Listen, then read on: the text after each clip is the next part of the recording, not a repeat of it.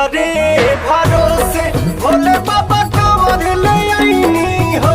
हे भोले बाबा कांवर ले आईनी हो। हे भोले बाबा भूखल बानी सावन के सोमारी दुआरी जलवा लेके आईनी हो।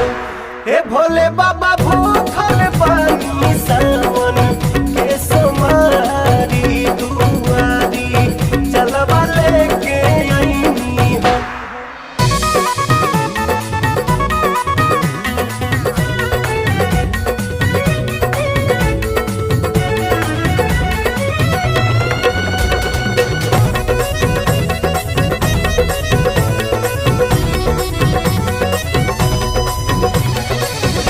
लोभी नहाई